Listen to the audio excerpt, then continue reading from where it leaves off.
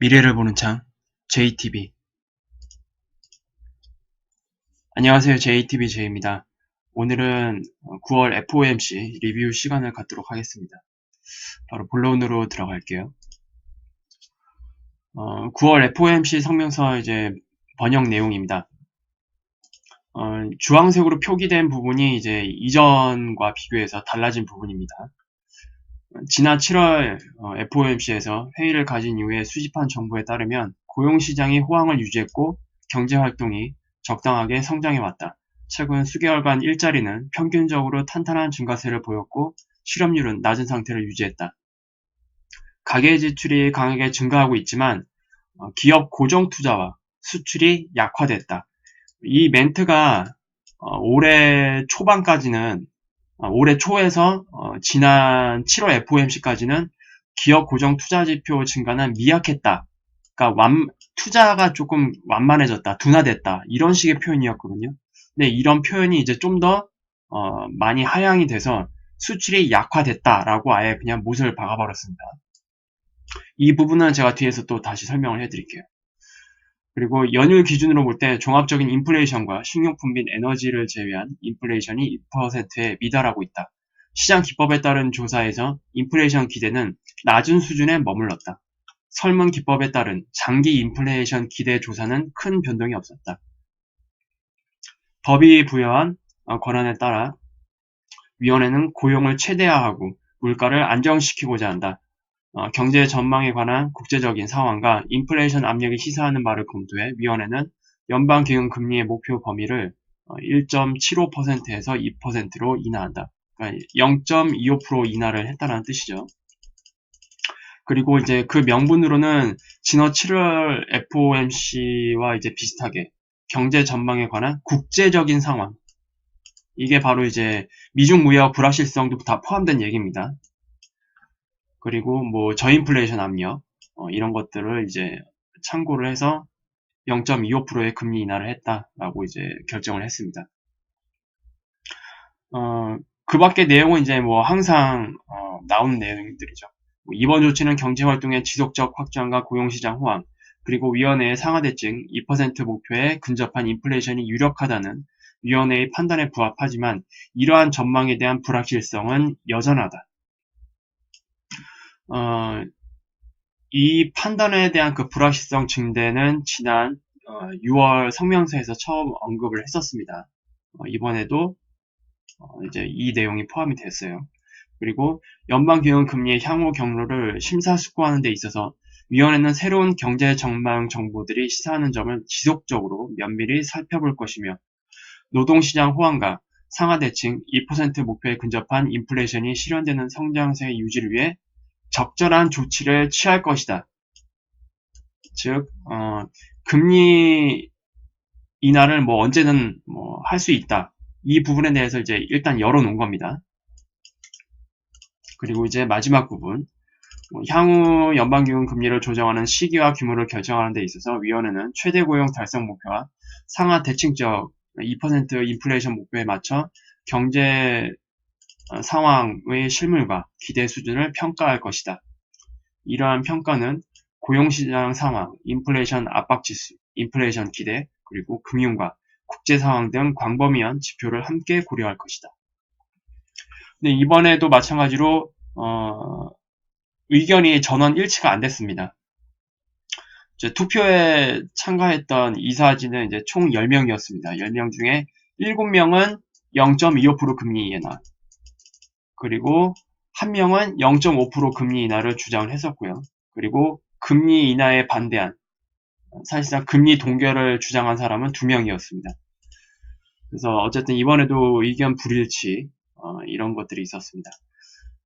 그리고 제가 앞서 설명드렸던 내용 중에서 여기서 이제 좀 주목해 봐야 될 내용은 이겁니다. 기업 고정 투자 지표와 수출이 약화됐다. 기존에 이제 둔화됐다라는 표현을 썼는데 여기서 이제 한층 더 하향하는 멘트를 썼죠. 기업 고정 투자와 수출이 약화됐다라는 얘기는요. 이게 결과적으로 어디에 영향을 미치느냐. 당연히 실적에 영향을 미치겠죠. 그리고 고용에도 결국 영향을 미칩니다. 그래서 이 부분에 대해서 자세한 내용은 이제 마지막 부분에서 다루도록 하겠습니다. 그리고 이번 FOMC 이후 나온 그 점도표를 공개를 했는데, 일단 점도표 상황으로 봤을 때는 연말에 금리 인하가 FOMC 이제 위원들 중에서 연말에 금리 인하가 시장에서는 한 차례 더 예상을 하고 있지만 FOMC 위원들 사이에서는 점도표 상황으로 봤을 때 금리 인하가 쉽지 않을 것 같다라고 이제 보이고 있습니다. 그래서 이게 2020년에도 마찬가지로 그대로 동결이 될 것이다. 그리고 2021년에는 오히려 금리가 상승할 것이다. 이렇게 점도표가 나왔어요. 그래서 이 점도표가 공개된 이후 트럼프가 트위터에 대놓고 욕을 해버렸죠. FOMC 위원들과 그리고 페드 그리고 파월. 근데 이게 솔직히 객관적으로 말씀을 드리자면 터무니없습니다. 제가 봤을 때도 지금의 경제 상황과 전혀 맞지 않아요. 그러면 여기 이제 밑에 나온 이 다른 색깔로 표기된 점도표를 보면은 일단 연방기금금리 선물 시장 같은 경우에는 연말에 한 번 더 금리 인하를 예상을 하고 있고요. 그리고 2020년 내년에도 금리 인하를 계속 진행을 해서 내년에는 거의 1%에서 1.25% 정도까지는 현재로서 예상이 된다. 물론 이게 다 현재 기준입니다. 그리고 여기에 더불어서 OIS라고 있습니다. OIS. 이 값도 마찬가지로 2020년에 연방기금 선물 시장이랑 거의 비슷한 규모로 이제 금리 인하가 예상이 된다. 그리고 2021년에는 그보다 더 많이 금리 인하를 해야 될 거다라고 이제 예상을 하고 있는데 이 OIS에 대해서 조금 설명을 해드리겠습니다. 이게 오버나이트가 바로 하루짜리잖아요. 하루짜리 연방기금금리 평균값과 그리고 고정금리를 교환하는 이자율 수합이 바로 OIS라고 하는데 이게 말이 어렵잖아요. 지금 오버나이트 그러니까 1일짜리 단기 금리와 관련해서 최근 뭐 단기 자금 시장 경색 문제도 나오고 있고 그래서 이것 때문에 레포를 진행했다라는 이제 내용도 나오고 있잖아요. 이게 다 이것과 관련된 내용인데 OIS를 그냥 쉽게 설명을 하자면 연방기금금리에 대한 미래 기대 수준을 의미합니다. 실제로 이 금리는요, 중앙은행과 그리고 금융기관 사이에서 사용되는 값입니다. 이게 뭐 그냥 단지 뭐 연방기금금리 선물시장처럼 투자자들이 뭐 관여하는 그런 지표가 아니고요. 실제로 중앙은행과 금융기관 사이에서 이제 적용되는 값이라고 이제 보시면 될 것 같습니다. 그래서 전혀 무의미한 값이 아니에요, 이 값이. 그리고 금융시장이 경색이 되면 시장의 돈들이 더욱 빨리 사라지면서 은행들은 대출을 꺼리게 됩니다. 그러면 모든 위험은 보유기간이 길어질수록 커지기 때문에 하루짜리 오버나이트 이 금리와 3개월짜리 금리가 벌어지게 됩니다. 이 스프레드가. 근데 스프레드가 0.25 이상 벌어지게 되면 시장은 신용경색에 빠졌다고 볼 수 있습니다. 그래서 이게 벌어지면 이제 긴급하게 자금을 투입을 해야 되겠죠. 그래서 지금 이 상황을 놓고 보자면 실제 지금 적용되는 지금 금융 상황, 금융 시스템 내에서 봤을 때 금리 인하를 해야 된다가 맞습니다. 이거는 단지 뭐 여러 FOMC 위원들의 각 의견이겠지만 실제로 지금 시장 상황과 금융 시스템에 적용되고 있는 상황을 고려했을 때 금리 인하가 맞습니다. 그것을 말씀을 드리기 위해서 OIS를 조금 설명을 해드린 거예요. 그래서 OIS 금리조차도 기대 수준도 지금 계속 내려가고 있는 것을 볼 수 있고 마찬가지로 연말에 한 차례 더 금리 인하를 해야 된다라고 지금 지표상으로 나오고 있습니다. 그리고 파월 기자회견이 있었죠. FOMC 끝나고 매파인 듯 매파 아닌 FOMC였습니다. 결국 조금 이제 주요 내용을 이제 좀 살펴보면 일단 향후 경제 지표에 따라 필요하면 행동에 나설 것이다라고 이제 FOMC 성명서에 나와 있죠. 그래서 금리 인하의 가능성은 여전히 열려 있습니다.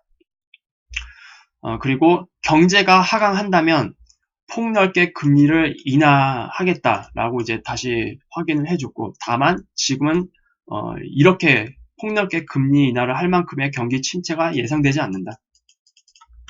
딱 이 부분에 대해서 이제 딱 잘라서 얘기를 했고요.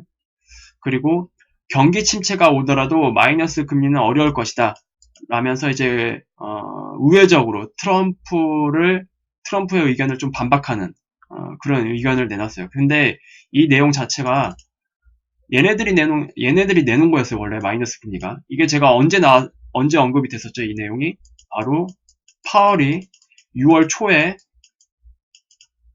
연설에서 이 마이너스 금리 가능성도 언급을 했습니다. 자기 입으로. 근데 지금 다시 자기 입으로 마이너스 금리는 어려울 것이다 라고 이제 얘기를 하고 있어요. 그래서 지금 연준 내부에서 의견도 굉장히 많이 갈리고 있고, 지금 전도표상으로 보더라도 내부에서 의견 일치가 뭐 거의 이제 힘들어질 것 같습니다. 그만큼 정책 결정 자체의 그 불확실성이 가중되고 있다라고 그냥 그렇게 이해를 하시면 될 것 같습니다. 그리고 이 FOMC의 그 점도표는 솔직히 저는 뭐 무의미하다고 생각을 하고, 실제 시장과 금융 시스템에서 적용되어 있는 상황을 고려했을 때 오히려 이게 더 맞다라고 저는 그렇게 보여집니다. 그리고 추가로 더불어서 파월이 이제 이 내용을 얘기를 했어요. 예상보다 빨리 대차 대조표 확대를 재개할 필요도 있다. 근데 이 대차 대조표 확대를 재개한다라는 내용이 과연 양적 완화를 의미하는 것인지 아닌지는 아직 구체적으로 설명이 안 됐기 때문에 이 판단은 조금 보류하도록 하겠습니다. 그리고 여기서 말하는 대차 대조표 확대의 필요성은 지금 단기 자금 시장에서 자금 경색이 일어나고 있잖아요. 그것과 관련된 내용입니다. 그래서 이 부분을 조금 설명을 해드릴게요. 그러니까 지금처럼 이 단기 자금 경색 현상이 일어났던 게 2008년이었어요. 마지막. 그리고 이때가 바로 2008년 위기 직전에 이런 현상이 나타났었습니다. 단기 자금 경색 현상이. 리먼 파산 전에. 그래서 그 부분에 대해서 이제 언급을 해드릴게요. 일단 월요일에 제가 저번 영상에도 말씀을 드렸지만 월요일에 이 현상이 나타났거든요. 그래서 월요일에 바로 자금이 투입이 되었어야 정상이었는데 조금 대처가 늦었습니다. 그래서 화요일에 자금이 투입이 됐어요. 530억 달러. 근데 이 내용 자체가 저는 하루 만에 일어났던 그냥 해프닝으로 끝날 줄 알았거든요. 근데 이번 주 내내 발생하고 있습니다. 통상적으로 오버나이트 금리, 하루짜리 금리가 기준금리를 벗어나는 건 대형 금융사고나 위기가 불거졌을 때 일어나는 일들입니다. 그래서 이 현상 자체가 2008년 금융위기 직전에 일어났다라고 제가 말씀을 드린 것을 다시 상기시켜 드리는 거고요. 이 사건이 지금 계속 일어난다는 것 자체가 뭐 확정적으로 단언할 수 있는 얘기는 아니지만 대형 금융사고나 위기가 불거지는 과정일 수도 있다. 이런 가능성을 같이 내포하고 있다라고 봐도 될 것 같습니다. 그리고 수요일날 750억 달러 투입했고요. 그리고 오늘도 750달러를 또 투입을 했습니다. 이 부분에 대해서 웰스파고의 금리 전략가의 마이클 슈마처는 이렇게 얘기를 했습니다. 이거 정말 안 좋아 보인다. 파월 장관에게는 힘든 일이 아닐 수 없다. 이렇게 얘기를 했어요. 결과적으로 지금 이런 단기 자금 경색 현상이 이번 주 내내 발생하고 있잖아요. 이 현상 자체가 매우 좋게 보이지 않는다라고 얘기를 하고 있고, 그리고 지금 이것은 뭐 연준뿐만이 아니라 파월에게도 힘든 과정이다.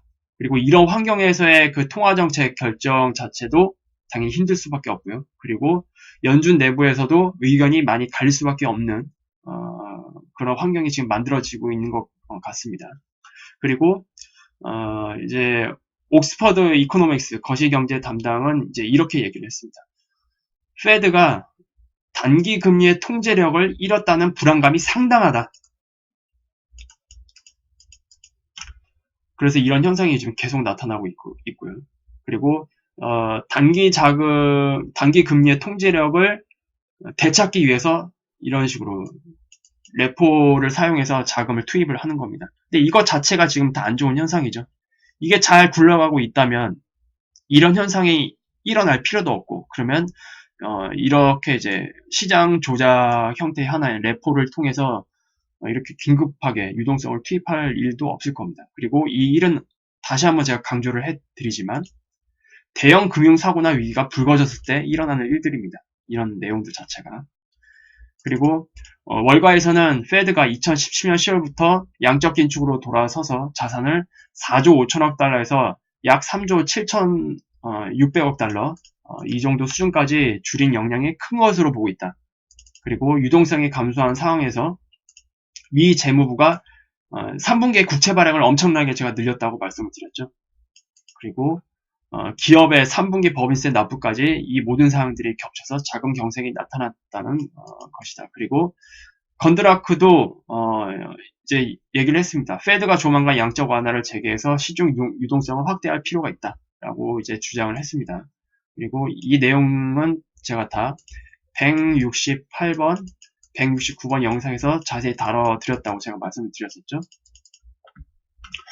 그리고 이제 파월 의장이 이것을 이제 가리켜서 일시적으로 자금 부족에 따른 것으로 경제 상황과 통화 정책과는 관련이 없다라고 일축을 했지만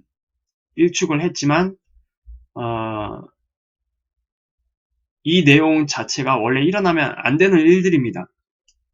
2008년에도 일어났었고 2008년 그 위기 직전에도 일어났었고 금융사고나 위기가 불거졌을 때 일어나는 일들 중에 하나이기 때문에 근데 파월 같은 경우에는 뭐 괜찮다 뭐 일시적인 거다라고 이제 일축을 하고 있지만 이걸 뭐 그렇게밖에 얘기할 수밖에 없겠죠. 연준 의장인데 이걸 대놓고 위기가 조금 불거지는 것 같다. 뭐 단기금리의 통제력을 잃을 수 있는 불안감이 있다. 뭐 이렇게 얘기를 하겠어요? 이렇게밖에 얘기를 할 수가 없습니다. 이 사람은. 그래서 어쨌든 이것 때문에 단기자금 시장의 압력을 해소하기 위해 정책 도구를 사용할 준비가 되어 있다. 이게 바로 앞서 기자회견 때 얘기했었던 대차 대조표를 확대할 수도 있다. 이것을 이제 언급을 한 겁니다. 그래서 지금 상황 보면은 뭐 내부적으로는 굉장히 힘든 시점이 이제 된 것 같습니다. 그리고 제가 FOMC 그 부분에서 기업 고정 투자와 수출이 약화됐다 이 부분을 뒤에서 다시 설명을 해드린다고 했는데 이와 관련된 내용이 9월 FOMC 전에 기사로 나왔어요. 이 부분에 대해서 조금 요약을 해서 말씀을 드리겠습니다. 미국 CFO들은 침체에 대비하기 시작했다. 이게 지금 CNN을 통해서 일단 나온 내용이고 CFO가 누구냐 간단히 설명을 해드리자면 회사의 자금을 담당하는 총괄 책임자입니다. 이제 회사 같은 경우에 기업에는 3대 그 기업 운영가가 있습니다. 첫 번째는 여러분들이 잘 알고 있는 최고 경영자 CEO, 그리고 실제 업무를 총괄하는 COO, 그 다음에 자금을 총괄하는 CF, 이 세 명이 기업을 운영하는 3대 이제 경영인이라고 이제 볼 수가 있는데 여기서 CF, 자금을 담당하는 총괄 책임자.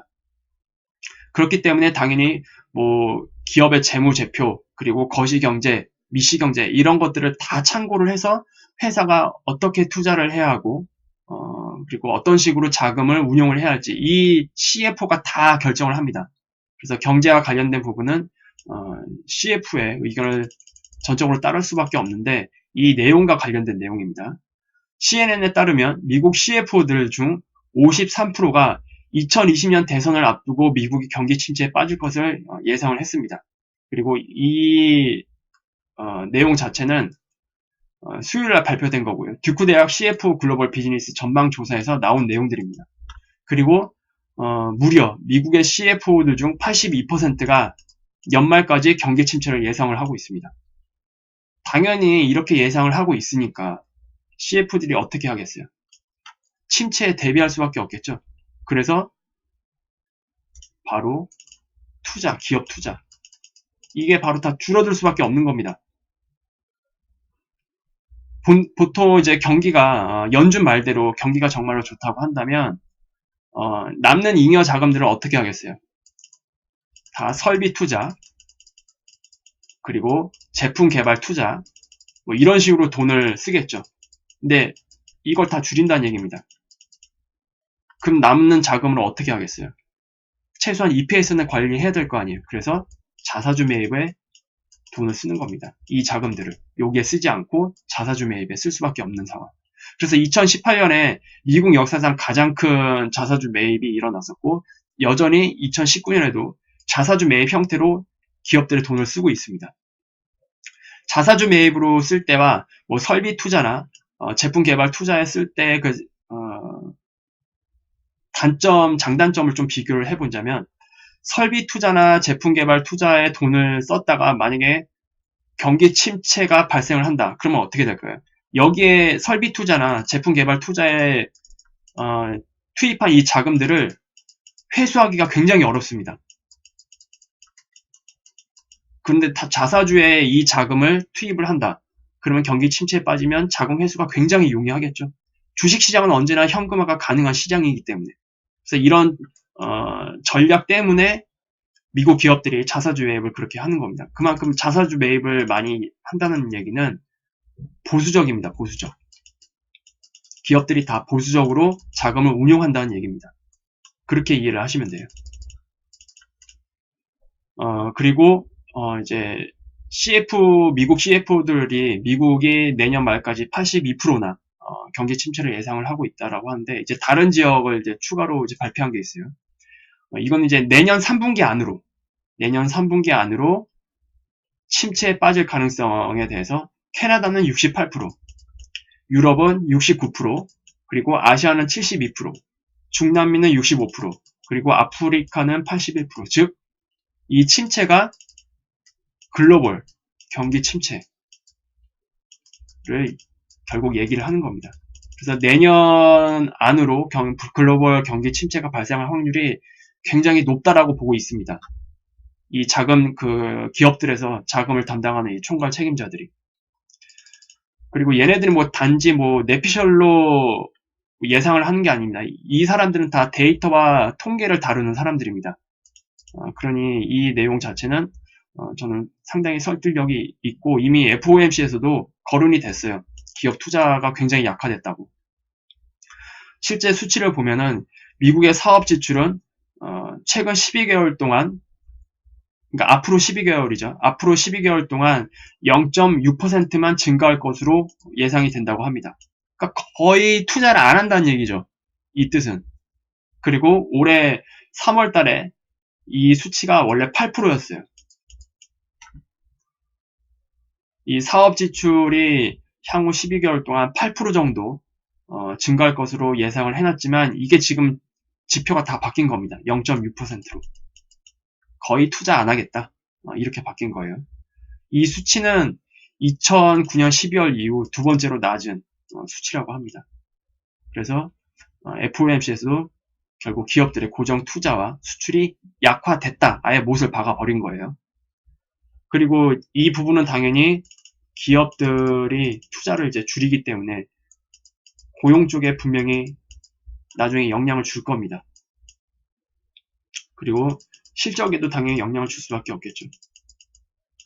이런 것들을 참고를 하시면 됩니다.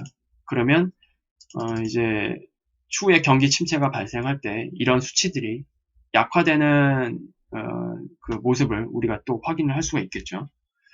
그리고 존 그레이엄 듀크대 경영대학원 교수는 CNN 비즈니스에서 침체의 가장자리에서 우리가 서성이고 있다.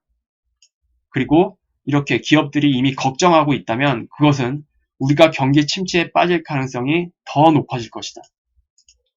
지금 우리가 경기 둔화에 들어가 있는 상태잖아요.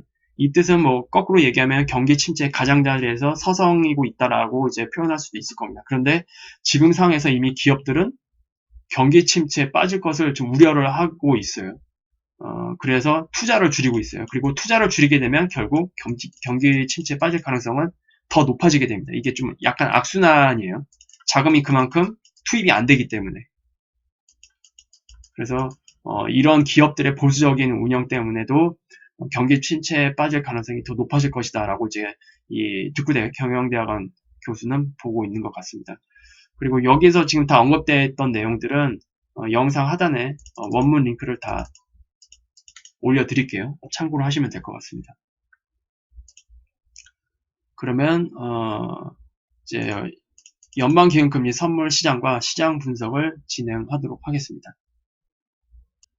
먼저 연방기금금리 선물 시장입니다.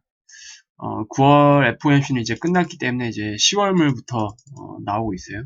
지금 상황으로 보자면은 시장에서는 10월 31일 날 FOMC에서 금리 동결을 할지 금리 인하를 추가로 진행을 할지 그냥 반반인 상태입니다.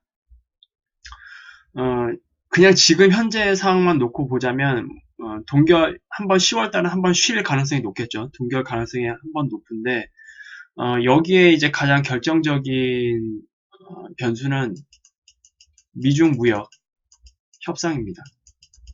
그리고 두 번째로 지금 이란과 그리고 사우디 관계, 그리고 여기에 지금 미국 군사 개입 여부, 이런 것들이 지금 뉴스로 계속 나오고 있거든요. 크게 봤을 때 이 두 가지가 10월 FOMC에 금리 정책에 영향을 미치지 않을까 그렇게 생각을 합니다. 그래서 일단 지금 상태에서는 그냥 시장도 예측이 조금 어려운 상태다. 금리 인하를 할지 동결을 할지 어느 한 곳에 크게 확신을 가지고 있는 상태는 아닌 것 같습니다. 이제 다만 10월 달에 금리가 동결이 되더라도 최소한 12월 달 FOMC 마지막 FOMC에서는 금리 인하를 추가로 진행을 할 거다. 그래서 앞서 그 점도표에서 봤듯이 연방기금금리 선물 시장은 올해 한 번 더 금리 인하를 예상을 하고 있습니다. 그리고 뭐 내년에 넘어가게 되면은 한 3월 달쯤에 또 추가로 금리 인하를 하지 않겠느냐. 아니면 늦어도 4월 달. 그리고 또 하반기에 또 한번 금리 인하를 하면서 이 점도표에서 봤었던 이 목표하는 이 수치까지 내려가지 않겠느냐 이렇게 시장을 보고 있습니다. 그리고 이 수치 자체들은 제가 항상 말씀을 드리지만 현재 관점에서 보는 내용들입니다. 당연히 시간이 지나면서 뭐 다른 변수가 튀어나오든 아니면 상황이 바뀌면 이 연방기금금리 선물 시장 상황도 바뀔 수가 있다는 점 다시 한번 말씀드립니다. 그 다음에는 바로 시장 분석을 진행을 하도록 하겠습니다. 먼저 우리나라 선물 시장을 볼게요. 지금 아직 장이 끝나지는 않았습니다. 장이 끝나지는 않았는데 2018년부터 내려오는 이 하락 추세, 큰 하락 추세가 있는데 이 부분을 현재 돌파를 해 놓은 상태이긴 합니다. 상태이긴 하지만 여기서 내려오는 게 이제 3파동이라고 제가 말씀드렸죠. 결과적으로 3파동으로 내려오게 된 거다. 그리고 이 3파동 하락에 대한 반등 목표 61.8% 최대치까지는 일단 올라갔습니다. 거의 뭐 다이렉트로 올라왔는데 파동 진행 상황을 보더라도 그렇고 그리고 여러 기술적인 지표들을 보더라도 이제는 여기서 올라왔던 이 상승을 어느 정도 서서히 마무리해야 될 시점에 와 있습니다. 그래서 여기서 뭐 조금 더 고점을 올리더라도 크게 올릴 수 있는 그런 상황은 아니고요. 여기서 이제 다음 주 초는 모르겠지만 어쨌든 다음 주 어느 시점부터는 조정이 진행될 것으로 예상을 합니다. 근데 제가 저번에도 말씀을 드렸지만 조정이 어떤 식으로 나오느냐가 굉장히 중요하다고 말씀을 드렸어요. 지금 상황에서 봤을 때는 이 하락 추세를 지지할 가능성은 그렇게 높진 않습니다. 오히려 이 3파동 하락에 대한 이 하락 추세 있잖아요. 여기서 돌파됐던 이 하락 추세, 여기를 지지 테스트를 할 가능성이 높은데 여기서 지지 테스트를 하러 내려올 때 이 파동 자체가 이런 식으로 3파동으로 내려오느냐 아니면 여기서 커다란 5파동을 이런 식으로 만들고 내려가느냐가 굉장히 중요합니다. 그래서 조정이 시작되면 나오는 그 파동 구조를 먼저 살펴본 뒤에 향후의 시장 흐름을 같이 예상을 해보자고 제가 저번에 말씀을 드렸었죠. 그래서 일단 지금 단기적으로 올라온 이 상승 추세는 이제 어느 정도 마무리될 국면이고 그 이후에 나오는 조정 파동의 구조가 어떻게 되는지를 한번 눈여겨봐야 된다. 그렇게 말씀을 드리고 싶습니다. 그리고 이제 원달러 환율 시장을 또 잠깐 볼게요. 원달러 환율 같은 경우에는 이 라인을 또 기가 막히게 또 지켜줬어요. 공교롭게도 이 시기에 이 추세선을 찍는 날 사우디 사태가 터졌거든요. 그래서 이 추세선을 결국 이제 지키게 됐는데, 원달러 환율 자체도 지금 여러 상황을 보면은 이 저점을 깨고 내려갈 가능성은 그렇게 높지는 않아 보입니다. 깨고 내려가더라도 크게 깨진 않고 바로 반등이 이어질 거예요. 그래서 이 전체 하락에 대한 반등이 지금 만들어져야 됩니다. 그리고 이 반등이 반등으로 끝나느냐, 아니면 다시 한번 이 고점을 갱신하러 가느냐, 이 부분은 여기서 일단 당분간은 뭐 크게 원달러 환율이 상승하기보다는 이 구간에서 놓을 가능성이 굉장히 높거든요. 그래서 당분간은 이 상황에서 놀겠지만, 여기 눌림을 준 이후에 다시 상승할 때 어떤 식으로 상승하느냐를 좀 잘 지켜봐야 될 것 같습니다. 그리고 뭐 여기서 이렇게 눌림을 주고 상승이 안 나오더라도 여기서 저점을 살짝 하회하는 그런 상황이 되면 이제 여기서 이제 5파동 하락이 이렇게 만들어지거든요. 그러면 이 전체 하락에 대한 또 반등이 또 나와야 돼요. 원달러 환율은. 그래서 어찌됐든 5파동 하락을 만들고 반등이 나오느냐, 아니면 이대로 반등을 이어가느냐, 이 부분을 좀 지켜보면서 대응을 하면 좋을 것 같습니다. 어쨌든 원달러 환율은 중장기적으로 봤을 때 여기서 쭉 내려간다? 이런 거는 전혀 보이지 않습니다. 지금 상황에서. 어쨌든 이 영역에서 여기서 보이는 이 영역에서 일단 단기적으로는 놀다가 여기서 뭐 이탈을 하느냐 아니면 돌파를 하느냐, 이게 좀 결정이 될 것 같아요. 그래서 이거는 이제 증시랑 같이 연결지어서 보면 될 것 같은데, 증시가 일단 당분간은 크게 상승하기보다는 상승을 이제 서서히 마무리 짓고 이제 조정을 만들어야 되는 그런 장세로 이제 진입을 할 거거든요. 그러면 그 상태로 진입을 하게 되면 원달러 환율은 상승할 가능성이 굉장히 높겠죠. 증시가 조정을 받을 때. 통상적으로 반비례로 진행이 되기 때문에 그 부분을 같이 참고해서 본다면 원달러 환율은 당분간은 하방보다는 상방 쪽으로 조금 더 가능성이 열려 있다라고 저는 그렇게 보여집니다. 그리고 이제 미국 시장을 한번 볼게요. 미국 시장 같은 경우에는 FOMC가 끝났지만 우리나라와 다르게 크게 뭐 움직임을 보여주고 있지 않습니다. 여기서 지금 계속 놀고 있어요. 이 라인에서 계속 놀고 있는데, 분봉상에서 보면은 바로 하방이 나온다라고 그런 징후는 보이지 않습니다. 지금 이 추세선, 이 고점과 고점이 연결되는 이 추세선, 이 상단 부분을 한번 터치할 가능성이 제가 높다고 말씀드렸죠. 이 2961, 이 부분을 돌파를 했을 때 당시부터 고점 갱신의 가능성이 열렸다고 제가 말씀을 드렸기 때문에 미국 시장은 이 부분, 지금 요만큼 남아있어요. 요만큼을 상승하고 조정이 나올 가능성이 굉장히 좀 높아 보이지 않나. 미국 시장도 파동상으로도 그렇고, 그리고 기술적 지표도 그렇고, 미국 시장 역시 어느 정도 여기서 올라왔던 이 상승 파동을 마무리 지어야만 되는 그런 구간으로 점점 진입을 하고 있습니다. 여기서 이제 뭐 상승이 나와봤자 이 정도 상승이 가능하겠죠. 이게 지금 수치로 보면은 제가 3050 내외, 그 정도 보여지네요. 그래서 위로 3050 정도 내외, 그 이후에는 미국 시장도 조정을 좀 맞이를 해야 된다. 또는 지금 상태에서 고점을 갱신하지 않고 조정을 만든 뒤에 이렇게 올라갈 수도 있어요. 이거는 이제 조금 어떻게 진행될지 살펴보도록 하겠습니다. 그리고 이제 금선물 시장 같은 경우에는 지금 조정 장세죠. 은도 마찬가지입니다. 이 하락에 대한 지금 반등 파동을 지금 만들고 있는데, 반등 파동이 나오더라도 바로 상승을 하기보다는 저점을 또 낮춰야 됩니다. 그래서 일단 1450달러 이 부분을 좀 잘 지켜보자고 제가 말씀을 드렸고요.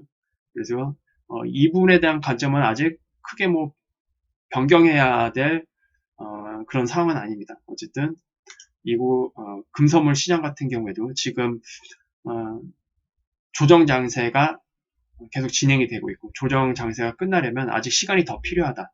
그렇게 볼 수 있고요. 은선물 시장도 마찬가지입니다. 은선물 시장은 이제 금선물 시장과 다르게 조금 더 변동성이 좀 크죠. 은선물 시장도 지금 여기서 이제 좀 하방 경직을 보여주고 있지만, 여기서 반등이 이런 식으로 나오더라도 다시 한번 저점을 낮춰야 됩니다. 근데 이 반등 폭에 따라서 저점이 여기까지 내려올 수도 있고 여기까지도 내려올 수 있습니다. 이거는 이제 좀 유연하게 좀 대응을 해야겠죠. 어쨌든 은선물 시장도 마찬가지로 현재 조정 장세가 진행 중이다. 그리고 이 조정은 여기서 1차 하락이 나오고, 그리고 반등 이후에 2차 하락을 만든 다음에 나오는 파동을 눈여겨봐야 된다. 그렇게 말씀을 드리고 싶습니다. 그래서 지금 뭐 은시장 뭐 따로 분석할 필요 없이 금시장만 보면 되겠죠. 어쨌든 은시장은 금시장을 따라갈 수밖에 없으니까. 그래서 뭐 금시장이 1450달러쯤에 왔을 때 그때 은시장을 다시 같이 살펴보도록 하겠습니다. 그래서 오늘 영상은 이제 이 정도로 마무리를 할게요. 유익한 영상이 되셨다면 구독, 알람, 좋아요 부탁드리고요.